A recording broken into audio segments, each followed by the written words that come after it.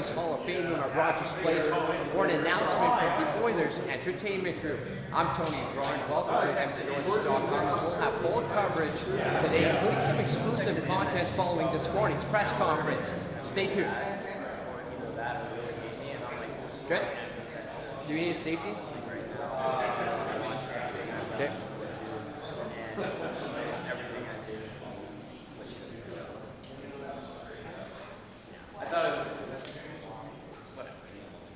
And what kind of coach is Tippett?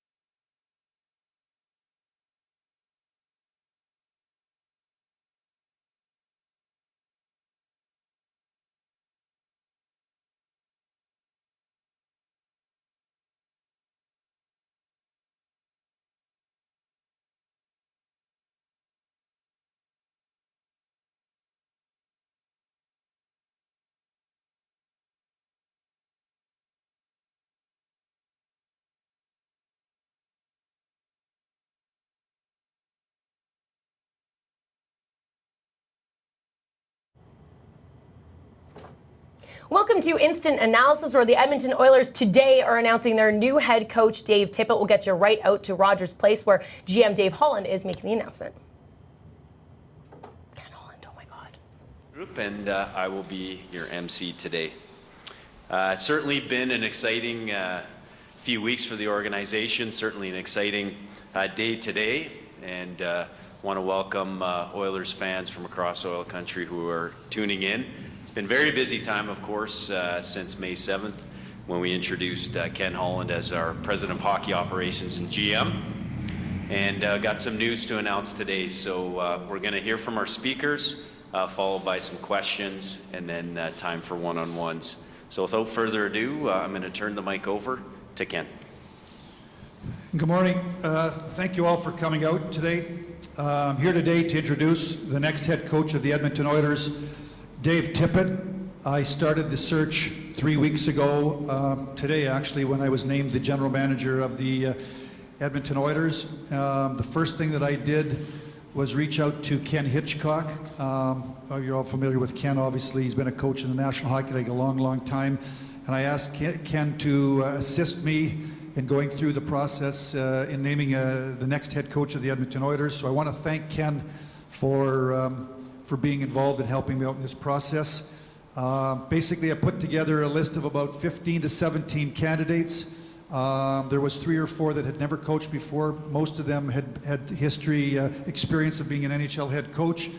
And then over the last 3 weeks, basically Ken and I worked the phones a lot. We talked a lot of, I talked to a lot of managers. I know Ken talked to a lot of coaches, assistant coaches, people that were on Dave's staff, and people around the league, in trying to work our way through the list.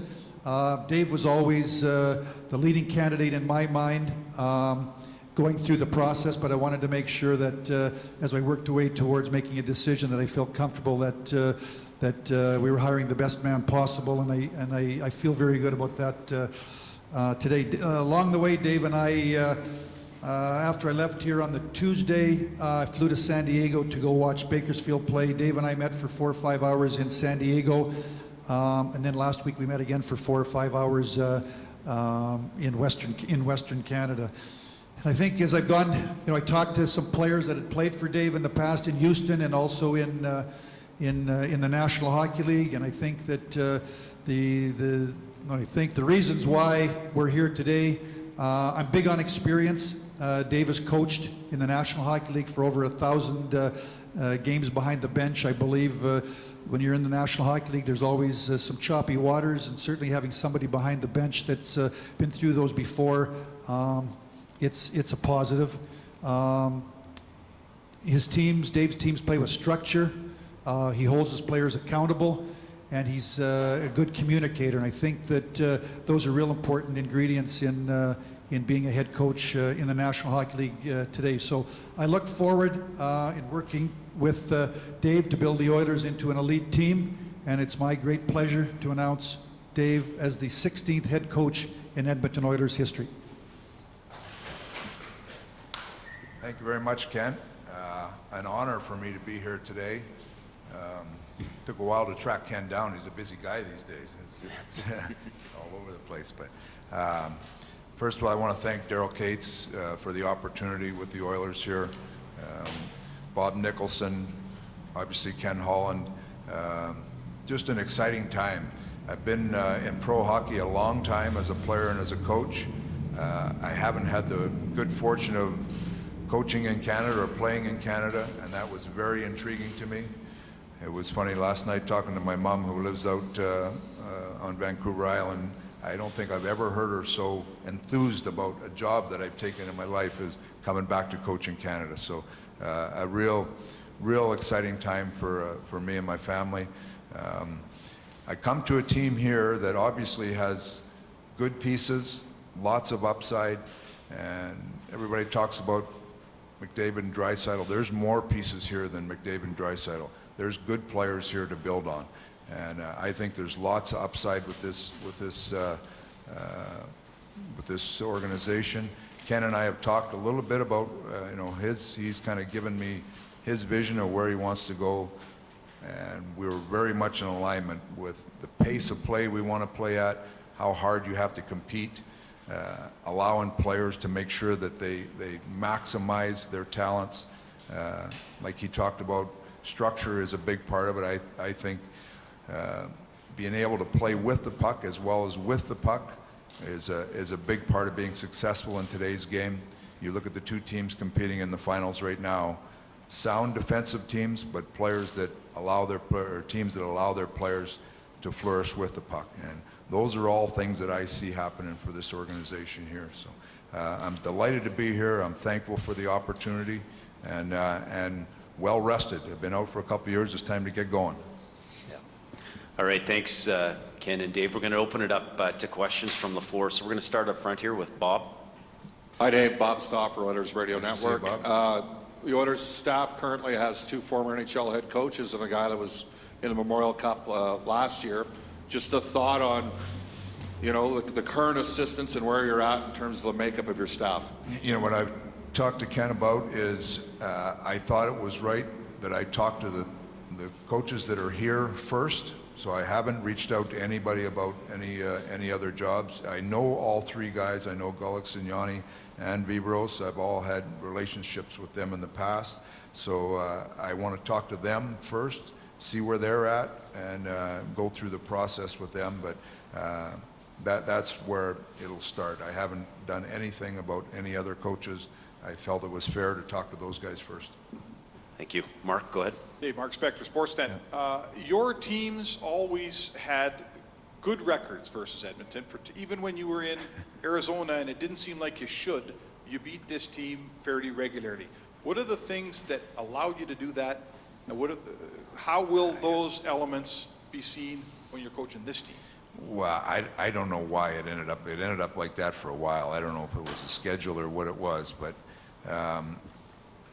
there's a couple things I really believe in. One, no matter who you have on your team, the players, you try to maximize the individual talents of each of those players, and that's a coach's responsibility. Whether you have a top superstar or a role player or your backup goalie, you try to maximize every individual, and that's what I always feel like I try to bring to our teams. And with that, when you're maximizing that, you see what an individual can do, but then you try to put him in a position where he can really succeed. And that's where I feel like, especially some of the teams in Arizona where we weren't high on talent, we were high on character, higher on work ethic, but we worked together well, and we found ways to win a lot of hockey games. And that's the third thing I believe in. Like you got to find ways to win. There's days when maybe you're tired. There's days when maybe your top players are hurt. I always tell the players there's never an excuse for not winning, right? If you don't win, but give yourself the best chance to win you can. And that's what I've always believed in. I've got fortunate with a lot of wins. Sometimes when a lot of people would say, we shouldn't have won, but we did. And coming to a team where you have players like McDavid and Draisaitl, hopefully I can find ways to use those guys as weapons to win also. Thanks. Terry? Terry Jones, Edmonton Sun-Journal. Speaking of McDavid and Draisaitl, have you any preliminary idea of how you'd like to use them together, separate centers, that sort of thing? And the other thing is I suspect mostly because of what you were surrounded with, had to use, particularly in Phoenix, you've kind of got this vision of being a defensive coach more than you are an offensive coach. But if I read right in what you were saying, you prefer to coach the team you've got and see where that takes you. Is that accurate? It is. Well, first of all, with McDavid and Draisaitl, I know Connor from working with him in the World Cup with Todd, so I know Connor a little bit. I don't know Draisaitl personally. I've watched a lot of video of them together and apart. Some of it, I like seeing them together. It seems like they feed off each other, and I'll give you one example. When we were in the World Cup, we'd gone into the World Cup, we had 13 forwards. Matthews was our 13th forward. And going into the World Cup, we had put together some lines and trying different people with McDavid. And we tried McKinnon, we tried Drouin, there was a lot. And finally we came down one day and said, let's try Matthews up there. And I went to Austin, I said, you ever played any wing? And he goes, no, I'll do whatever I want, because he hadn't played pro yet. He hadn't played in the NHL. And so we weren't even sure if he was going to make the team. And so then Matthews comes up and he put him on the wing, and he was an unbelievable compliment. And if you guys remember those last couple of games of that tournament, it was phenomenal the way they worked together. I see Draisaitl a little bit in that same vein as Matthews, where real solid, great plays. Connor can give and go with him, and then basically Draisaitl shoots when he gets a chance. So that's something that sticks out in my mind. That being said, I'm not stuck on that. I want to see how the rest of the lineup, by the time we get to training camp, looks. But you watch those two players play together, they certainly feed off each other. As far as the defensive coach, I laugh at that all the time, because my first job in the NHL, I actually got from Doug Armstrong in Dallas because I was an offensive coach. I was the assistant coach in LA, and I ran the power play, and we had a real good power play. And Doug hired me because he thought I could work more creativity and more offense.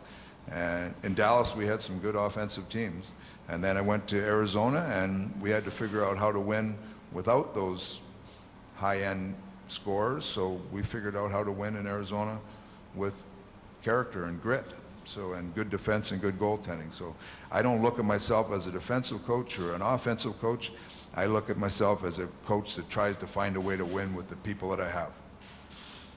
Over here, Min, go ahead. Dave, Min Dhariwal with CBC. I'm just wondering, with the fan base here in Edmonton, a lot's been made of how a lot of the fans have kind of turned away a bit from the team with all the changes that have happened in previous years with different coaches and GMs. What's your message to them as far as what you're hoping to bring to this team, and how you hope to change that, as well as you two can? That same question.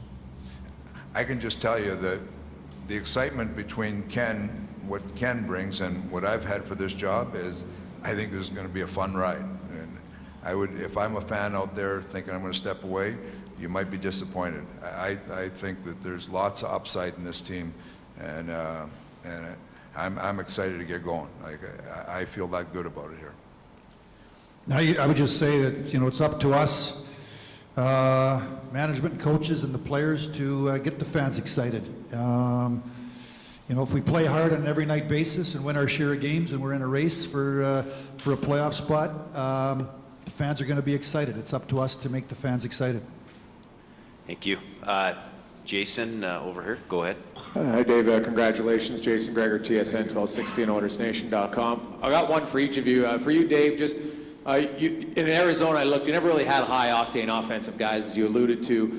What about moving from the back end? And in today's game, it seems if you can't move the puck up the ice, especially through the middle of the ice, you can't have success. So how do you coach that? Is it coaching? Is it the skill of your players? And then secondly, Ken, for you, do you see that same thing? And do you now build your team a lot with the input of what Dave wants as type of players?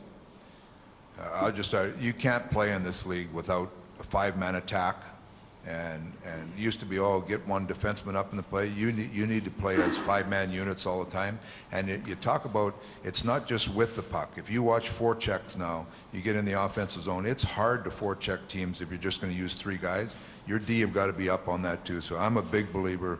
Defense have to be involved, have to be outlets coming out of your zone, breakouts. I mean, you need support. There's some teams that I won't mention them, but they do a real good job of breaking out of their own end, just with short passes, real good support of D partners, but then they get up the ice. So whether it be without the puck, a forecheck in the offensive zone, or getting up the ice, your D have to be involved. That's the only way you can stay competitive in the league today.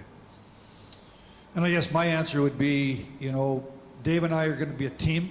I worked with 4 coaches in Detroit, and you go to work every day and you grind away. And I think it's my job as the general manager to provide a vision, and then your pro scouts, your amateur scouts are going to go out.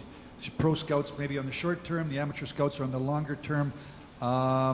to build your team. Certainly in Detroit, in our heyday, you talked about we had great defensemen. You know, now, to get those defensemen, for the most part, you got to draft them and you got to develop them.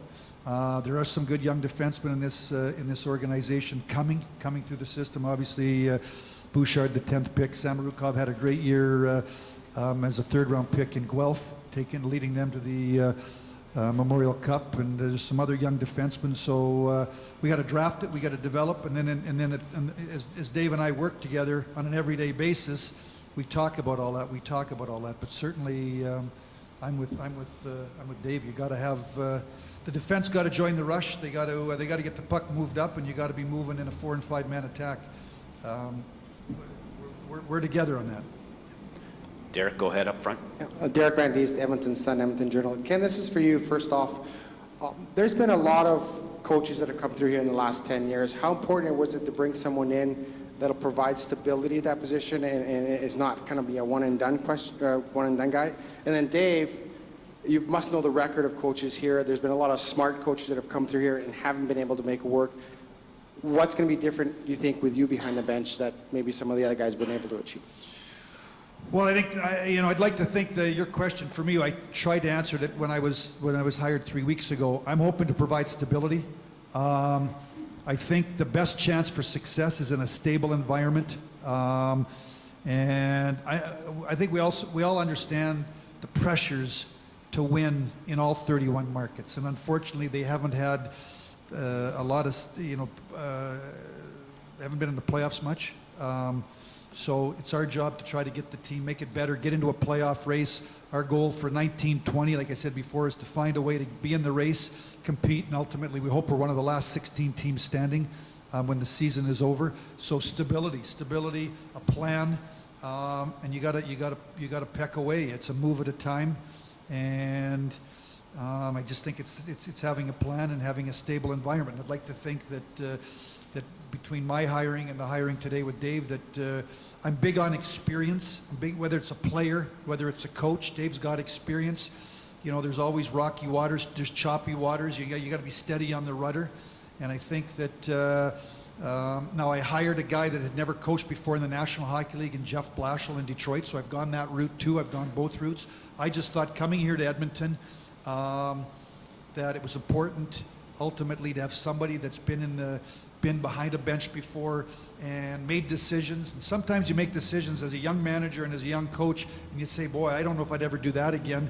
We've both done that. We've both made decisions, and we can reflect back on decisions that we've made that have worked out and that haven't worked out. So I thought it was important to have somebody behind the bench that's been through the wars of the National Hockey League, and so stability and experience.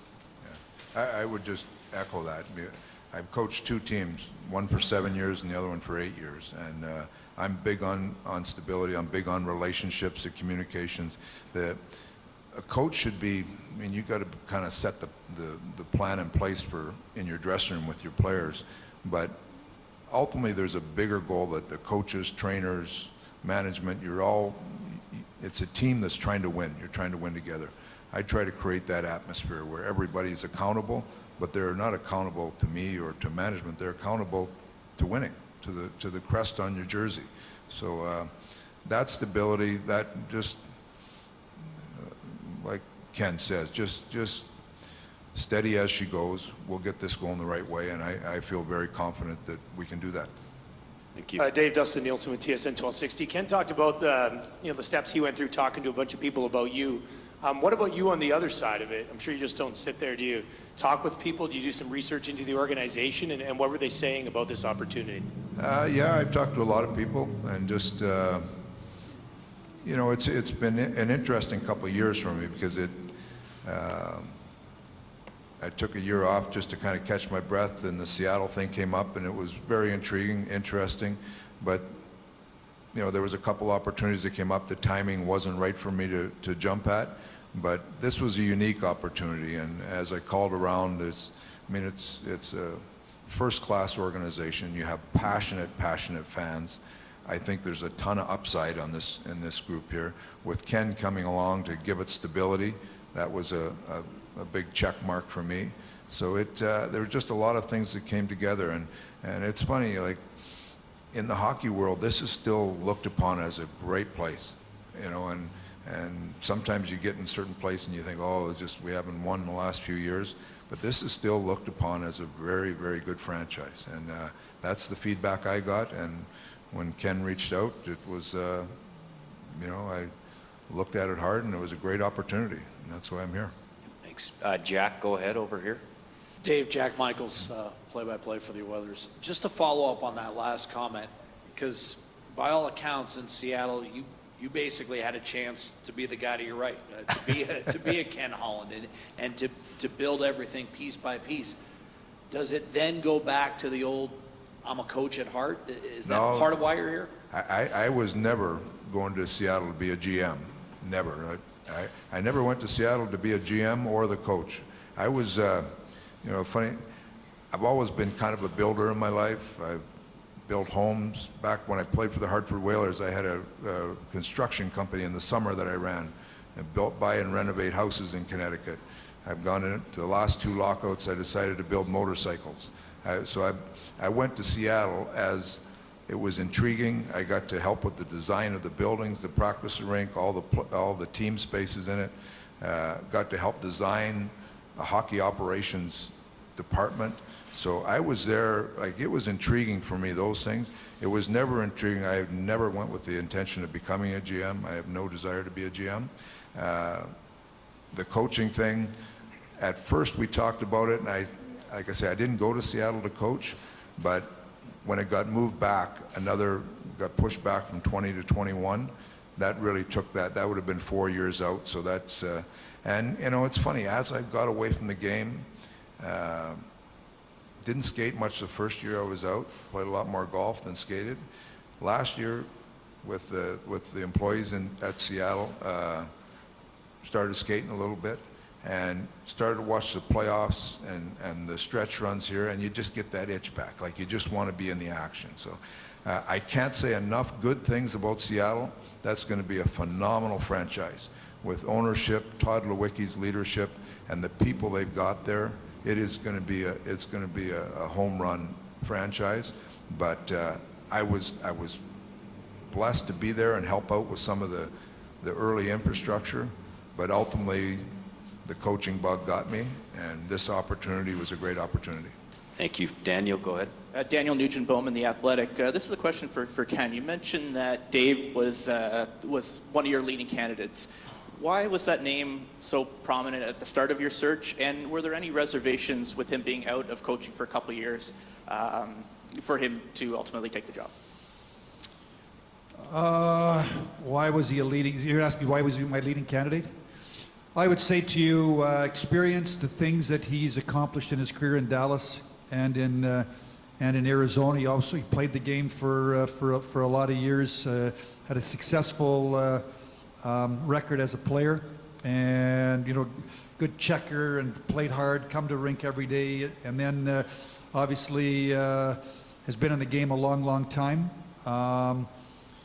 Was I worried that he was out of the league for a couple of years? No, I wasn't worried that he was out of the league. I think in talking to Dave, he's obviously followed the league. He's been involved obviously in Seattle for the last years, so he's been talking to people about you know, general manager candidates and putting together a franchise. So he's obviously followed the game. He's had a chance to get his batteries recharged, and I know he's excited to be back in the saddle. So I think. For me, he was a leading candidate because of his experience, because of what he's accomplished. I talked to some former players that I know real well, and some of them are assistant coaches in the NHL today and around the National Hockey League. They talked about his structure. They talked about his ability to communicate.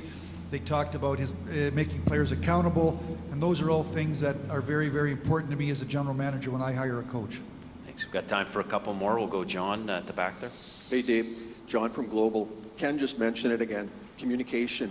How do you think you've evolved as a communicator with today's ever-changing athlete? I don't think I've evolved. I think I've always had it. That's always been part of who I am. I believe in, I think one thing that players would tell you about me is I'm very honest. I'm not not a ruthless honest. I'm just honest in my opinion.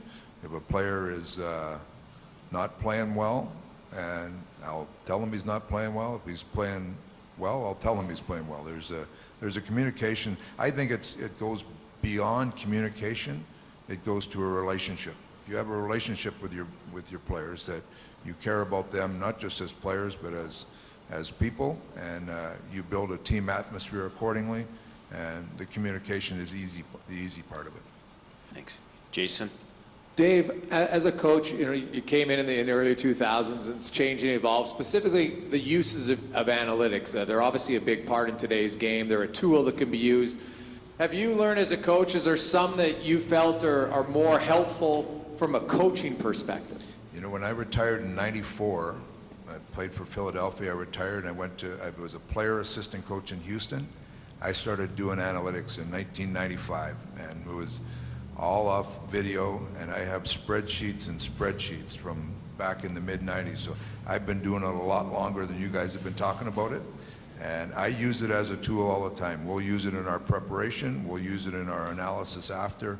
I think it's a great tool. It's not the only tool, but it's a great tool. And my video coaches, if you ever got any of their ears, you would see how much stuff comes out. And then I was working with a young guy named John Chaika, who was very much into it, and he had a lot of information. So the analytics part of it has been a part of who I am way before everybody. The one that I think the one you always go back to for me is scoring chances for and against. And it's not just, I have different rankings for scoring chances, how they happen, quality of them, and exactly who was involved in them, which is, you'd end up getting a real true plus minus. And I've collected this data for a long time, and it's really interesting to see, and I've made some decisions on them. There was a story I used to tell. We had a defenseman that was your typical old defenseman, hard, hack, whack, and just the greatest defender ever. And then we had this other young kid that came out of college who was a light guy, great skater, moved the puck, but he didn't have the aura of a defensive defenseman, so he didn't play those situations. And as I started going through these stats, one guy defends 75% of the time, and the other guy defends 25% of the time. The guy who's defending 75% of the time, he's going to get kabong sooner or later, right? So there's a lot of things like that I've gone through for years and years, and it helps to try what we talked about earlier, maximizing what a player can do, maximizing their talents. And numbers and stats sometimes can really lead you to some of those conclusions. Okay, last question here. Terry, go ahead. Dave, you've mentioned how you see a lot of upside in a lot of players here, but there's obviously another half of this hockey club that seriously underperformed last year. How do you view, say, your third and fourth lines as they sit now, and what confidence has Ken given you that there'll be significant changes to give you a better chance to win? Ken and I have talked about this, and I think we both understand there needs to be some added depth in there. I'm big on having players that really fit roles down there, and we've talked about that, but I'll maybe let Ken talk about it a little more. But it's, we know that there has to be some scoring depth, some balance of scoring. That if you look at the 2 fourth lines in the finals right now, they're both real good lines. They play against other teams' top players. They chip in goals when they're needed, and those are things that we'll strive for. Thank you. Thanks everybody for your attendance today. We're going to get a quick photo op with Ken and Dave before we head into one-on-ones. Thanks again for tuning in, and thanks Ken and Dave.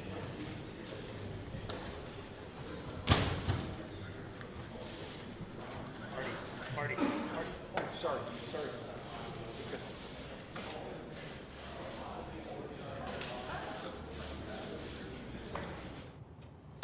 So that was the Edmonton Oilers GM Ken Holland introducing new head coach, the 16th in franchise history, Dave Tippett. Welcome back to Instant Analysis. I'm Danielle Michaud, joined by Sportsnet.ca's NHL editor Rory Boylan. And Rory, Dave, coming into the fold, it feels a little bit anticlimactic because his name was really the strongest one over the last little bit. What did you take from what you heard him at the podium today? Well, the first thing was he shot down this idea that he's a defense coach only, right? He got that reputation, I think, from what he did in Arizona, which he didn't really have a lot of offensive players on that team. You know, look at some of the leading scorers: Ray Whitney, Radim Verbata, Shane Doan, Oliver Ekman-Larsson.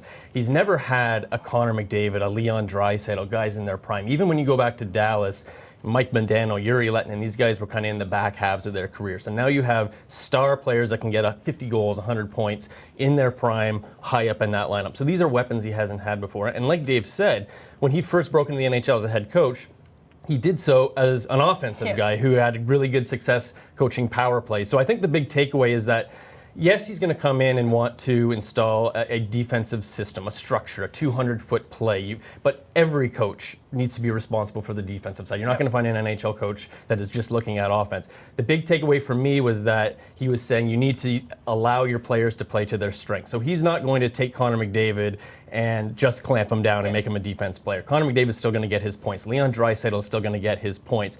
And it's just figuring out what style of play is going to make his players successful. And that's the big win here for the Oilers. You have a coach who has been successful as an offensive guy, as a defensive guy, has gotten a lot out of rosters that maybe shouldn't have been as successful in the past, and this is what he's stepping into. I think it's a great situation for the Oilers. Now, while he's the 16th head coach in Oilers history, he's also the 9th in the last 11 years. Obviously, it's been tumultuous over the last little bit, to say the least.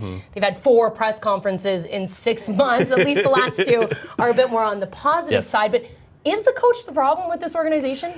I wouldn't say the coach is the problem, but you do need some stability in message and system here. If you look at the least successful teams in the NHL, they're constantly changing coaches over and over. And with Tippett, at least, you've got him signed to a 3-year contract. It was reported as Ken Holland is signed for a 5-year deal. You need to have at least those 3 years with Dave Tippett, no matter what. Like, you have to be able to build that, especially with a team that's still kind of young like the Oilers, still trying to find their way. You can't be switching out messages constantly. So that's the thing, is you need to have these 3 years of Dave Tippett. You've got a great coach. You've got a great GM. Both have great track records in their past. Now it turns back to Ken Holland, because there are still questions about this roster, and Dave Tippett is only going to be able to do so much. Look at Arizona. He had great success early on, but as ownership started to become a problem, they couldn't spend to the cap, the roster wasted away, and even a good coach isn't going to make miracles all the time. So the focus turns back to Ken Holland. How is he going to get scoring wingers to play with McDavid or Draisaitl, or in those third and fourth lines like he was talking about at the end?